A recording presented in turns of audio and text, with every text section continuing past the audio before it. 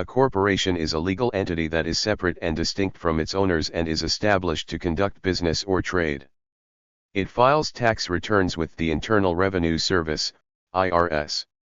Corporations are formed by individuals who file articles of incorporation in the state where they intend to operate. Corporations can enter into contracts, loan and borrow money, sue and be sued, hire employees, own assets, and pay taxes. Importantly, corporations offer their owners limited liability protection. Their shareholders profit through dividends and stock appreciation, but they are not personally liable for the company's legal or financial liabilities.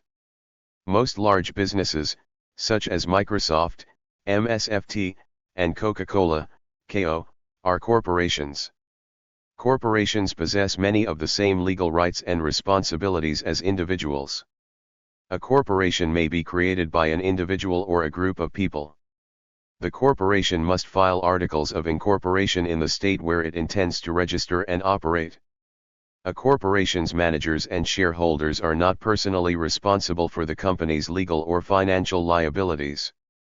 A corporation or body corporate is an individual or a group of people, such as an association or company, that has been authorized by the state to act as a single entity, a legal entity recognized by private and public law as born out of statute, a legal person in a legal context, and recognized as such in law for certain purposes.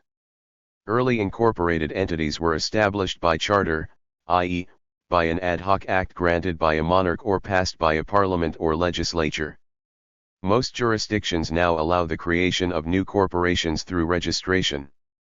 Corporations come in many different types but are usually divided by the law of the jurisdiction where they are chartered based on two aspects: whether they can issue stock, or whether they are formed to make a profit.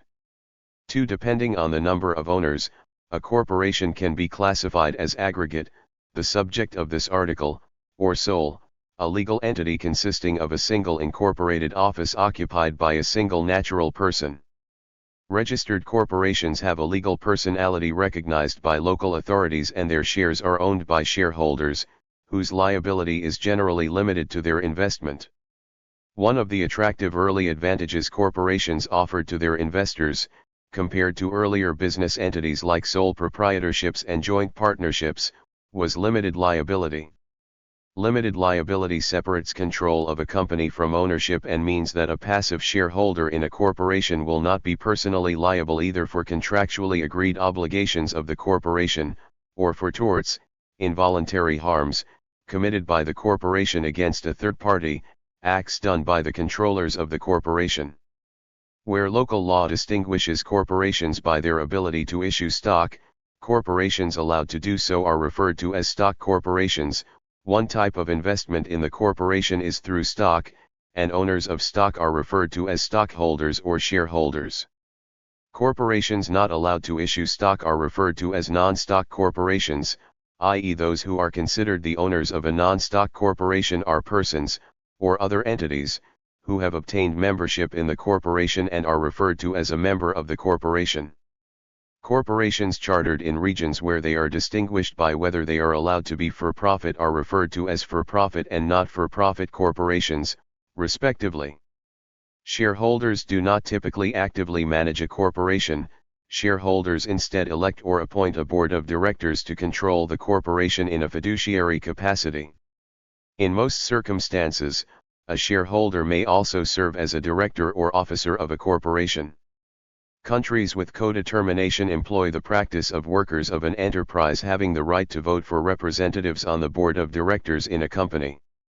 A corporation is, at least in theory, owned and controlled by its members. In a joint stock company, the members are known as shareholders, and each of their shares in the ownership, control, and profits of the corporation is determined by the portion of shares in the company that they own. Thus, a person who owns a quarter of the shares of a joint stock company owns a quarter of the company, is entitled to a quarter of the profit, or at least a quarter of the profit given to shareholders as dividends, and has a quarter of the votes capable of being cast at general meetings. In another kind of corporation, the legal document which established the corporation or which contains its current rules will determine the requirements for membership in the corporation. What these requirements are depends on the kind of corporation involved. In a worker cooperative, the members are people who work for the cooperative. In a credit union, the members are people who have accounts with the credit union. The day-to-day activities of a corporation are typically controlled by individuals appointed by the members. In some cases, this will be a single individual, but more commonly corporations are controlled by a committee or by committees. Broadly speaking, there are two kinds of committee structure. A single committee known as a board of directors is the method favored in most common law countries. Under this model, the board of directors is composed of both executive and non-executive directors, the latter being meant to supervise the former's management of the company. A two-tiered committee structure with a supervisory board and a managing board is common in civil law countries. In countries with codetermination, such as in Germany, workers elect a fixed fraction of the corporation's board. Historically, corporations were created by a charter granted by the government. As explained above, such charters were often enacted as private bills. Today, a corporation is formed, or incorporated, by registering with the state, province, or national government and regulated by the laws enacted by that government. Registration is the main prerequisite to the corporation's assumption of limited liability. The law sometimes requires the corporation to designate its principal address, as well as a registered agent, a person or company designated to receive legal service of process. It may also be required to designate an agent or other legal representatives of the corporation. Generally, a corporation files articles of incorporation with the government, laying out the general nature of the corporation, the amount of stock it is authorized to issue, and the names and addresses of directors. Once the articles are approved, the corporation's directors meet to create bylaws that govern the internal functions of the corporation, such as meeting procedures and officer positions. In theory, a corporation cannot own its own stock. An exception is treasury stock, where the company essentially buys back stock from its shareholders, which reduces its outstanding shares. This essentially becomes the equivalent of unissued capital, where it is not classified as an asset on the balance sheet, passive capital. Under the internal affairs doctrine, the law of the jurisdiction in which a corporation is incorporated will govern its internal activities, that is, conflicts between shareholders and managers such as the board of directors and corporate officers. If a corporation operates outside its home state, it is usually required to register with other governments as a foreign corporation and must formally appoint a registered agent to accept service of process within such other jurisdictions. A foreign corporation is almost always subject to the laws of its host state pertaining to external affairs such as employment, crimes, contracts, civil actions, and the like. Corporations generally have a distinct name. Historically, some corporations were named after the members of their boards of directors. For example, the President and Fellows of Harvard College is the name of one of the two governing boards of Harvard University, but it is also the exact name under which Harvard was legally incorporated. Nowadays, corporations in most jurisdictions have a distinct name that does not need to make reference to the members of their boards. In Canada, this possibility is taken to its logical extreme. Many smaller Canadian corporations have no names at all, merely numbers based on a registration number. For example, 1234567 Ontario Limited, which is assigned by the provincial or territorial government where the corporation incorporates. In most countries, corporate names include a term or an abbreviation that denotes the corporate status of the entity, for example, Incorporated or Inc. In the United States, or the limited liability of its members, for example, Limited, Limited, or LLC. These terms vary by jurisdiction and language. In some jurisdictions, they are mandatory, and in others, such as California, they are not. Their use puts everybody on constructive notice that they are dealing with an entity whose liability is limited. One can only collect from whatever assets the entity still controls when one obtains a judgment against it. Corporate names are supposed to be unique to the jurisdiction in which the corporation is registered. Governments will not allow another corporation or any other kind of legal entity to register a name that is too similar to the name of an existing corporation. However, since different states may register entities with the same names, a corporate name is a unique identifier only when combined with the name of the state of incorporation. This explains why lawyers in legal papers often expressly refer to a corporation's state of incorporation after the first mention of its name.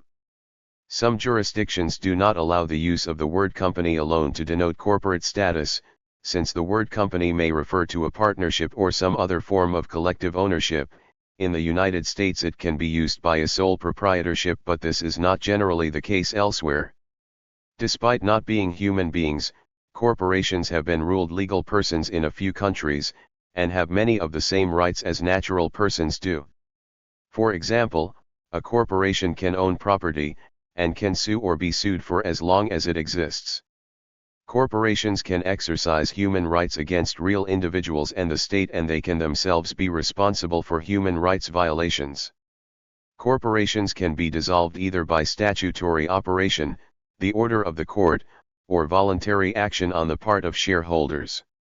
Insolvency may result in a form of corporate failure, when creditors force the liquidation and dissolution of the corporation under court order, but it most often results in a restructuring of corporate holdings. Corporations can even be convicted of special criminal offences in the UK, such as fraud and corporate manslaughter. However, corporations are not considered living entities in the way that humans are. Legal scholars and others, such as Joel Bacon, have observed that a business corporation created as a legal person has a psychopathic personality because it is required to elevate its own interests above those of others, even when this inflicts major risks and grave harms on the public or on other third parties. Such critics note that the legal mandate of the corporation to focus exclusively on corporate profits and self-interest often victimizes employees, customers, the public at large, and/or the natural resources. The political theorist David Runciman notes that corporate personhood forms a fundamental part of the 21st century conception of the state, and believes the idea of the corporation as a legal person can help to clarify the role of citizens as political stakeholders, and to break down the sharp conceptual dichotomy between the state and the people or the individual, a distinction that, in his account, is increasingly unable to meet the demands placed on the state in the modern world. A corporation is created when a business is incorporated by an individual or a group of shareholders with a common goal. Shareholders share ownership of a business, as represented by their holding of stock shares. Corporations may return a profit to their shareholders. Some corporations, such as charities and fraternal organizations, are non-profit. A private or closed corporation may have a single shareholder or several. Publicly traded corporations have many shareholders. In the U.S., corporations are created and regulated by state laws. Public corporations are regulated by federal law through the Securities and Exchange Commission, SEC. A corporation may be formed by an individual or group with a shared goal and can be a for-profit or not-for-profit entity. Corporations possess many of the same legal rights and responsibilities as individuals. The limited liability protection offered by a corporation means that its executives, managers, and shareholders are not personally responsible for the company's liabilities, unless they derive from extreme misconduct. Small business owners have a variety of options when establishing a legal structure. One option is to structure it as a corporation. Although there are several reasons why incorporating can be advantageous to your business, there are a few disadvantages to be aware of as well.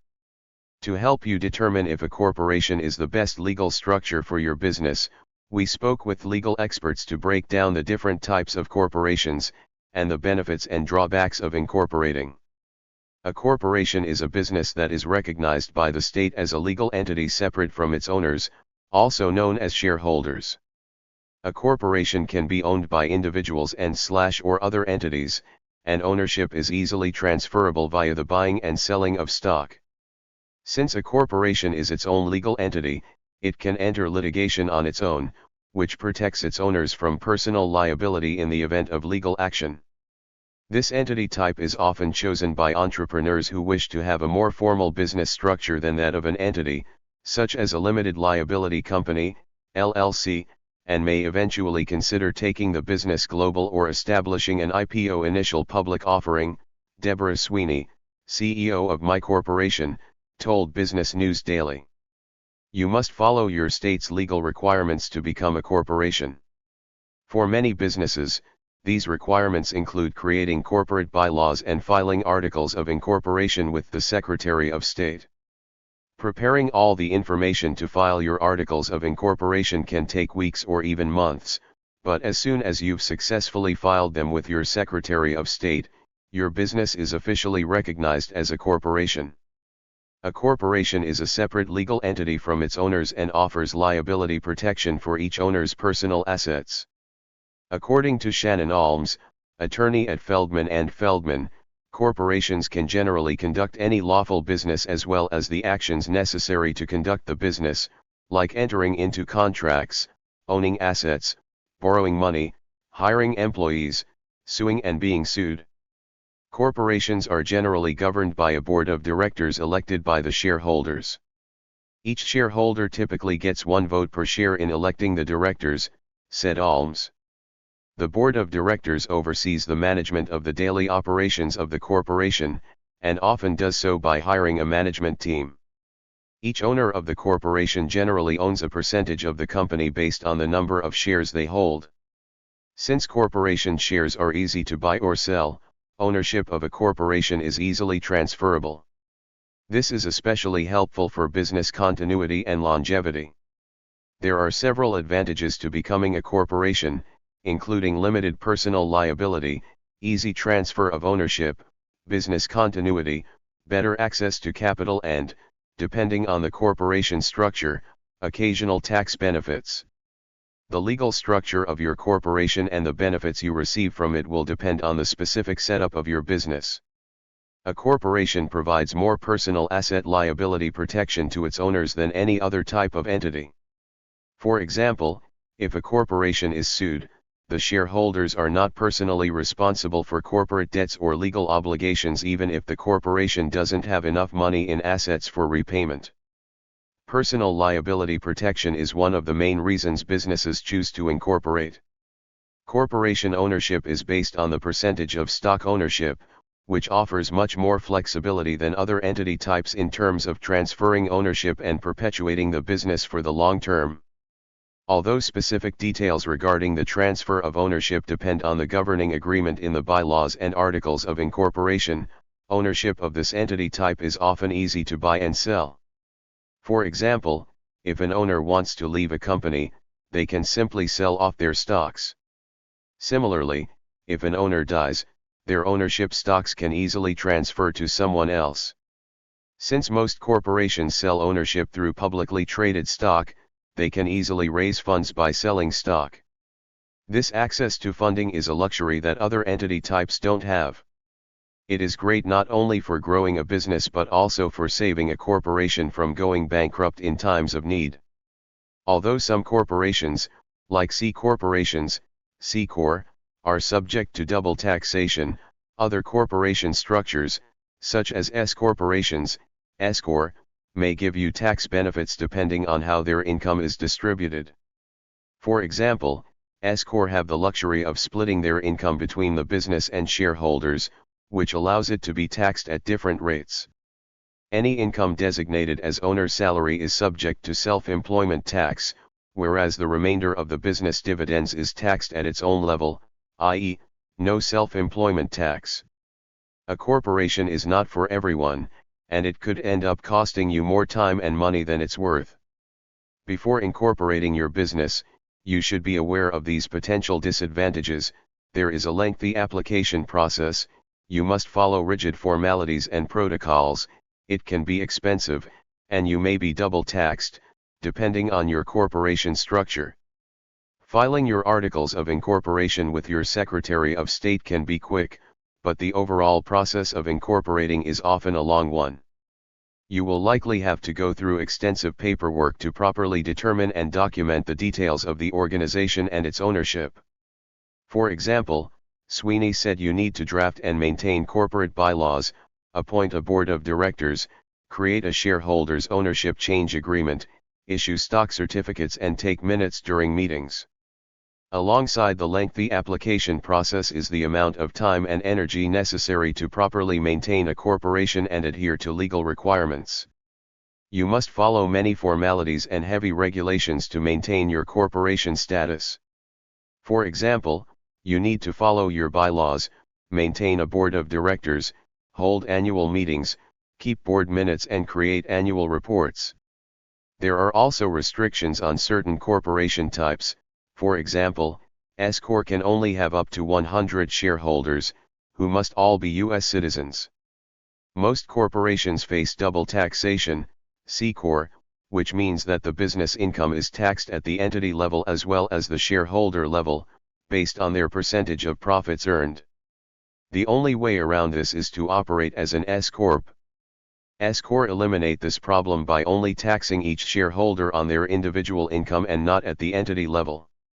However, the IRS has been known to pay closer attention to S-Corp and even tax them as C-Corp if their records fail to meet the legal requirements. Corporations are expensive to form and operate. It might be easy for established corporations to raise capital by selling shares, but forming and maintaining a corporation can be costly. You will likely need a lot of startup capital to get a corporation running, in addition to paying the filing charges, ongoing fees, and larger taxes.